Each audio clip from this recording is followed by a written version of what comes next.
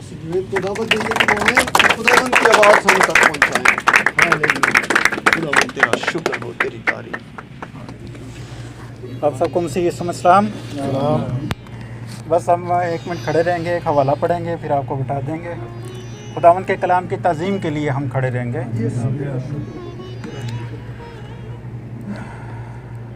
अमाल की किताब 3 बाब है।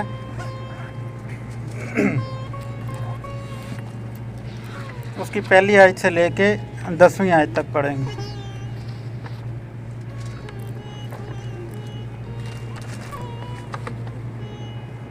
कोई भी भाई पढ़ सकता है। पतरस और यूहन्ना दुआ के वक़्त यानी तीसरे पहर हैकल को जा रहे थे और लोग एक जन्म के लंगड़े को ला रहे थे, जिसको हर रोज़ हैकल के उस दरवाज़ा पर बिठा देते थे जो खूबसूरत कहलाता है, ताकि हैकल में जाने वालों से भीख मांगे। जब उसने पतरस और यूहन्ना को हैकल में जाते देखा तो उनसे भीख मांगी। पतरस और यूहन्ना ने उस पर गौर से नज़र की और पतरस ने कहा, हमारी तरफ देख। वो उनसे कुछ मिलने की उम्मीद पर उनकी तरफ मुतवज्जो हुआ। पतरस ने कहा, चांदी सोना तो मेरे पास है नहीं, मगर जो मेरे पास है वो तुझे दिए देता हूँ। यीशु मसीह नासरी के नाम से चल फिर।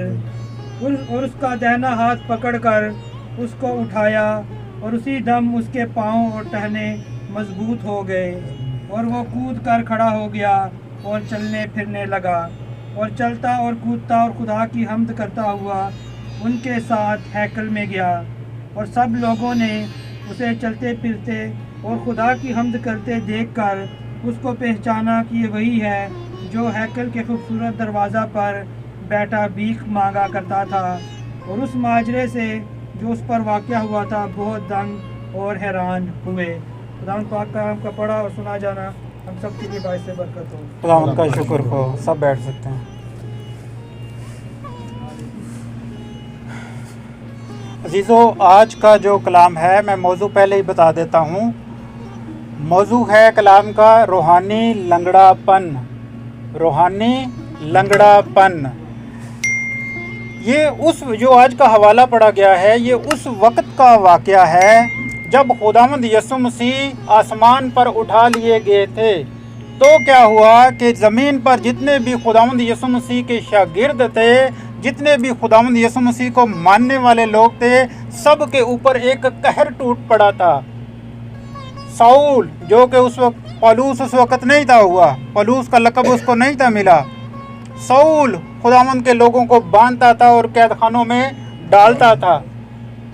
तो हुआ क्या कि साउल को स्पेशली तौर पर मुकर्रर किया गया था यूहन्ना और, जैसे कि हमने इसे में देखे, पतरस और यूहन्ना के ऊपर, क्योंकि यही उस पूरे ग्रुप में 12 में से सबसे ऊपर थे। तो साउल ने बोला, क्यों ना मैं इसके पीछे लगूं ताकि इसको कैदखाने में डाल सकूं। तो एक रवायत बयान की जाती है, कहा जाता है कि वो खूबसूरत दरवाज़ा था जहाँ पर उस लंगड़े को बिठा दिया जाता था हैकल के दरवाजे के सामने से, ताकि वो हर आने जाने वाले से भीख मांगा करे। तो क्या होता है कि चूँकि साउल जो था वो पतरस और यूहन्ना के पीछे था, उनकी ताक में था कि कब मौका मिले और उनको पकड़ा जाए। तो क्या होता है, एक रवायत है, कहा जाता है कि पतरस और यूहन्ना भी वहाँ पहुँचते हैं, लेकिन उनसे पहले पौलुस यानी कि साउल जो होता है वो भी उस जगह पर पहुँचता है। और वो साउल की तरफ भी वो बेकारी जो है वो हाथ बढ़ाता है, कुछ मांगने के लिए मांगता है, लेकिन साउल उसको चुप करवा देता है। जितने उसके पास होते हैं, रवायत है, कहते हैं कि उसके पास जितने होते हैं वो उसके हाथ में थमा देता है, चुप रहे। साउल के पास उस वक़्त क्या था? पैसे थे, सोना था, चांदी था। लेकिन जब खुदावंद के खादम आए तो उसी बेकारी ने खुदावंद के खादम की तरफ भी हाथ बढ़ाया कि मुझे कुछ दो। तो पतरस और यूहन्ना, तो खुदा का खादम कहता है कि सोना और चांदी तो मेरे पास नहीं है, जो मेरे पास है वो मैं तुम्हें दिए देता हूँ। खुदावंद यीशु मसीह के नाम से चल फिर, उठ और चल फिर। और खुदा के कलाम में लिखा है वो कूद कर उठा, यानी उसके जो शायद उसका जो टांगें थी वो बचपन ही से ऐसी थी, उनमें इतनी ताकत और जोर नहीं था कि वो चल सकता। लोग उसको क्या करते थे, उठा के दरवाज़ा के सामने, हैकल के दरवाज़ा के सामने रख देते थे ताकि वो भीख मांगे और हम खाएं, वो भीख मांगे और हम खाएं। तो जब खुदा के खादम ने उसे कहा कि खुदा के नाम से, यानी खुदावंद के नाम के वसीला से तू उठ, उसका दाहिना हाथ, कलाम में लिखा है, उसका दाहिना हाथ पकड़ कर उसको उठाया और वो कूद कर खड़ा हो गया। 8वीं आयत में लिखा है कूद कर खड़ा हो गया और चलने फिरने लगा और कूदता हुआ। खुशी है ना, खुशी है, क्योंकि उसकी टांगें, उसके टखने, उसके घुटने, सब कुछ, उसकी हड्डियां, जितना जो कुछ भी था वो मजबूत हो गया खुदावंद यीशु मसीह के नाम से। और वो कूदता हुआ, इधर उधर नहीं गया, सबसे पहले खुदा की हैकल में गया। हालेलुया। सबसे पहले वो खुदा की हैकल में गया। वो ये भी कर सकता था कि वो ठीक हो गया है, वो कहीं और चला जाता या अपने रिश्तेदारों के पास पीछे चला जाता, उनको दिखाने चला जाता, लेकिन वो सीधा हैकल में गया। खुदावंद यीशु मसीह ने यहाँ पर 2 काम किए। एक काम तो ये किया कि उसके लंगड़ेपन को ख़त्म कर दिया, दूसरा काम ये किया कि उसके रूहानी लंगड़ेपन को भी ख़त्म कर दिया। वो कहीं और नहीं गया बल्कि वो खुदा की हुजूरी में चला गया। हालेलुया। खुदावंद यीशु मसीह के नाम की।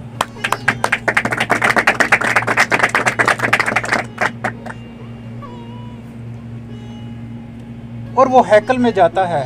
शायद वो जब हैकल में गया होगा तो बहुत सारे लोगों ने उसे पहचान भी लिया होगा और उससे ये क्वेश्चन किया होगा, उससे ये सवाल किया होगा कि यार ऐ ते वो बंदा नहीं जड़ा बाहर बैठा हुंदा सी, जड़ा हर बंदे कोलों पैसे मंगदा रहंदा सी। हाँ, ऐ ते वो ही है। लेकिन वहाँ भी शायद उस बंदे ने जाके यह गवाही, अपनी ज़िंदगी की गवाही दी होगी कि मेरे यस्सु ने मुझे ठीक कर दिया और मेरा ना सिर्फ जिस्मानी लंगड़ापन बल्कि रूहानी लंगड़ापन भी मेरा जो है वो ठीक कर दिया। हालेलुया। यहाँ एक चीज़ मैं देखना चाहता हूँ कि यहाँ पर सिर्फ वही एक लंगड़ा नहीं था, बल्कि असल जो लंगड़े थे, असल जो रूहानी लंगड़े थे, वो उसके अपने घर वाले थे, जो कि उसको हैकल के अंदर नहीं थे लाते बल्कि हैकल के दरवाज़ा पर छोड़ देते थे ताकि वो भीख मांगे और हम भी खाएं उससे। असल रूहानी लंगड़े वो लोग थे। हम देखते हैं कि जब हम चर्चिज़ में आते हैं, बहुत सारे बच्चों को देखते हैं, कहीं ना कहीं हमारे अंदर भी कहीं ना कहीं कोई रूहानी लंगड़ापन है। हमें बचपन ही से सिखाया जाता है, लेकिन बहुत सारे घराने ऐसे हैं जिनमें रूहानी लंगड़ापन जो है वो कूट कूट कर भरा हुआ है। घरों में मज़बे नहीं है, घरों में मज़बे नहीं है। ये सबसे बड़ा रूहानी लंगड़ापन है। घरों में मज़बे होने चाहिए ताकि जब खुदावंद यीशु मसीह को, खुदा को जब आप उसकी हम्दो सना करें तो खुदा आपके साथ मौजूद हो। जैसा कि वो अपने वादे के मुताबिक अपने कलाम में फरमाता है, जहाँ 2 या 3 मेरे नाम से इकट्ठे होंगे मैं वहाँ मौजूद होऊंगा। तो जब मज़बा होगा, सब लोग वहाँ पे इकट्ठे होके दुआ करेंगे तो खुदा वहाँ पर मौजूद होगा और आपके रूहानी लंगड़ेपन को ख़त्म करेगा। ना सिर्फ आपके रूहानी लंगड़ेपन को ख़त्म करेगा बल्कि आपके बच्चों के भी रूहानी लंगड़ेपन को ख़त्म करेगा। हालेलुया। अब लंगड़े जो होते हैं, लंगड़ा वो शख्स होता है जिसको दूसरों के सहारे की ज़रूरत होती है। चर्चिज़ में अक्सर कहा जाता है ना कि भाई ताली बजा दो, थानू किस वास्ते रखे है। वो अगे खादमा नूं ये सवाल करते हैं, थानू किस वास्ते रखे, तुसी बजाओ। भाई ने भी ताली का जिक्र किया था, जैसी भी मुझे आती है मैं बजाता हूँ, ठीक है। और पिछले की ताड़ी पर ध्यान नहीं देना बल्कि अपनी ताड़ी पर ध्यान दो। तो रूहानी लंगड़ापन है जब लोगों को ये कहा जाता है कि भाई ऊंची आवाज़ में गाओ, मदासराई हो रही है, खुदा की हमद हो रही है, ऊंची आवाज़ में भजन गाएं, तो वो आगे से खादिम को कह देगा कि भाई तुसी गाओ, हाँ ये साड़ी ड्यूटी तो नहीं ना हैगी। भाई सबकी ड्यूटी है। असल में क्या है, वो रूहानी लंगड़ापन है आपके अंदर जो आपको ये करने पर मजबूर कर रहा है। हमें इस रूहानी लंगड़ेपन से निकलना है। हम देखते हैं बच्चों को, बच्चे आजकल इंटरनेट पे लगे हैं, बाकी सब कुछ देखेंगे लेकिन खुदा का कलाम नहीं देखेंगे, खुदा का कलाम नहीं सुनेंगे। क्या है? रूहानी लंगड़ापन है। चर्चिज़ में बच्चे नहीं जाते, इतवार का दिन आता है, जुमे का दिन आता है, उनको कहा जाता है कि बेटा चर्च में जाओ, चर्च में नहीं जाते बल्कि पिकनिक में चले जाते हैं। क्या है? रूहानी लंगड़ापन है।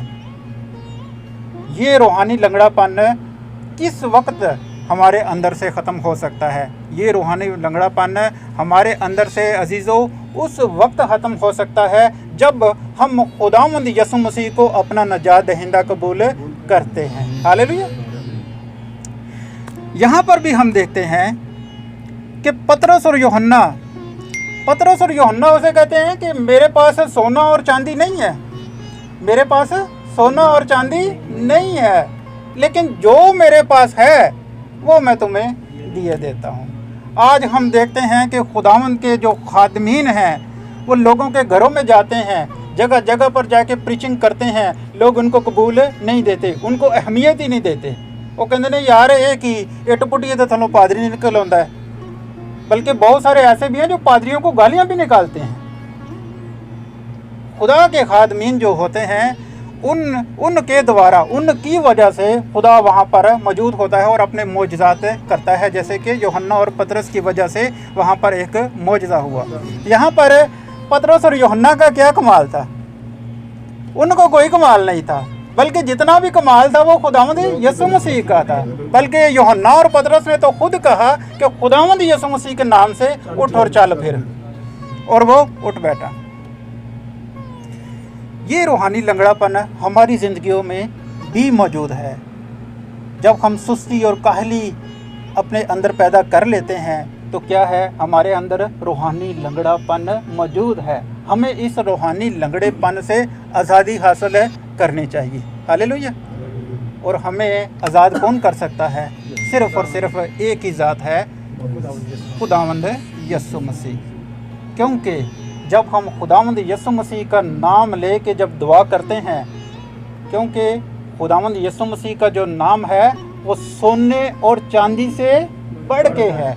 शायद उस बेकारी ने, जब पतरस ने उसको कहा होगा कि सोना और चांदी, उसने जब मांगा होगा ना, तो शायद उसको ये होगा कि मुझे या तो वो सिक्का देगा सोने का या चांदी का। तो क्या हुआ कि पतरस वहाँ कहता है कि सोना चांदी मेरे पास नहीं है, मेरे पास वो कुछ है जो सोने और चांदी से भी बढ़कर है। हालेलुया। सोने और चांदी से भी बढ़कर है, और वो क्या है? खुदावंद यसु मसीह का नाम। उसके वसीला से हर कमी पूरी हो जाती है, हर किस्म का रूहानी लंगड़ापन ख़त्म हो जाता है। हालेलुया। मैं पिछले दिनों एक बीज बोने वाले की मिसाल पढ़ रहा था, ठीक है जी, क्योंकि आजकल जो मैं लूका की अंजील पे वीडियोस बना के, क्योंकि आजकल लोग पढ़ते नहीं हैं, सुनना ज़्यादा पसंद करते हैं, तो मैं अपने यूट्यूब चैनल के ऊपर डेली का एक चैप्टर जो है वो चढ़ा देता हूँ, ताकि चलो इसी वसीला से लोग खुदा का कलाम सुनेंगे। ठीक है जी। तो वहाँ मैं पढ़ रहा था खुदा का कलाम, वहाँ पर बीज बोने वाले की मिसाल थी। तो बीज बोने वाले की जब हम मिसाल पढ़ते हैं तो बीज बोने वाले की उस मिसाल में हम देखते हैं कि बहुत सारे बीज ज़मीन पर फेंके जाते हैं। ठीक है जी। और बहुत सारे जो बीज जब छटा देता है तो बहुत सारे बीज राह के किनारे पर गिरते हैं। ठीक है जी। उनको पानी नहीं मिलता। ठीक है। उनके दिलों से क्या होता है, बीज जो है वो खुदा का कलाम है। जब खुदा का खादम वो बीज बोता है तो अबलीस क्या होता है, राह के किनारे वालों के दिल से छीन के ले जाता है और वो रूहानी लंगड़ेपन का शिकार हो जाता है।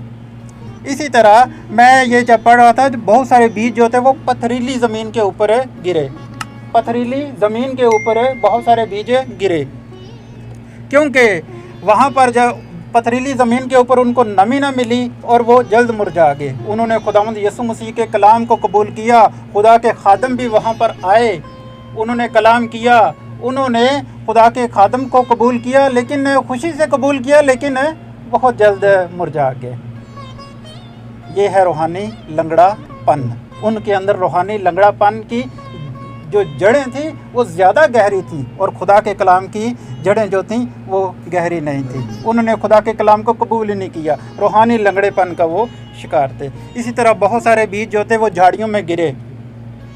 हालेलुया। बहुत सारे बीज झाड़ियों में गिरे। जब झाड़ियों में गिरे तो झाड़ियों ने यानी कि आसाइशों ने उन्हें आकर घेर लिया और वो फिर खुदावंद के उस मार्ग से, उस रास्ते से हट गए, रूहानी लंगड़ापन का शिकार हो गए। आज मैं आपको ये मैसेज देना चाहता हूँ इस कलाम के वसीला से, जिस तरह इस लंगड़े बकारी को शिफा मिली, खुदावंद यीशु मसीह हमें भी शिफा दे सकता है। आज भी खुदावंद यीशु मसीह वो काम कर सकता है जो 2000 साल पहले किया करता था। खुदावंद यीशु मसीह चाहता है कि हमारे लंगड़ेपन को दूर करे, लेकिन अजीज़ों, हमारा लंगड़ापन उस वक्त तक दूर नहीं हो सकता जब तक हम खुद ना चाहें। हमें तो रुपए पैसे ने घेरा हुआ है, हमें तो लालच है कि जिसके पास लाख है वो कहता है 2 लाख आ जाए, जिसके पास 4 लाख है वो कहता है 8 लाख आ जाए। खुदावंद यीशु मसीह को दुगना नहीं करते। खुदावंद यीशु मसीह की तरफ, जैसे हम देखते हैं ना, घड़ी का पेंडुलम होता है, पेंडुलम, इसके नीचे वो एक वो होता है ना जो इधर जाता है इधर जाता है, ठीक है, उसको पेंडुलम कहते हैं फिज़िक्स की ज़बान में। तो जब पेंडुलम जो होता है इधर जाता है इधर जाता है, तो हम पेंडुलम की तरह जब खुदावंद यीशु मसीह के करीब आएंगे तो खुदावंद यीशु मसीह उससे दुगनी रफ्तार के साथ हमारे नज़दीक आएगा और हमें उठा लेगा और संभाल लेगा। हालेलुया। लेकिन ज़रूरत क्या है? हमें उस पेंडुलम की तरह खुदावंद यीशु मसीह की तरफ झुकने की हमें ज़रूरत है, तो ही हमारा रूहानी लंगड़ापन दूर हो सकता है। हालेलुया। हमें ज़रूरत है कि हम अपनी ज़िंदगियों पर गौर करें कि हम किस तरह की दलदल में फंसे हुए हैं। हमें ज़रूरत है कि हम झूठ, फ़रेब, लालच, हर तरह की बुरी रवश में फंसे हुए हैं। हमें चाहिए कि इन सब को अपने अंदर से निकालें और खुदावंद यीशु मसीह के नाम को, खुदावंद यीशु मसीह को अपने अंदर डालें, ताकि हमारे अंदर से वो रूहानी लंगड़ापन ख़त्म हो सके। हालेलुया। खुदावंद आज के कलाम के वसीला से आपको बरकत दे। आमीन।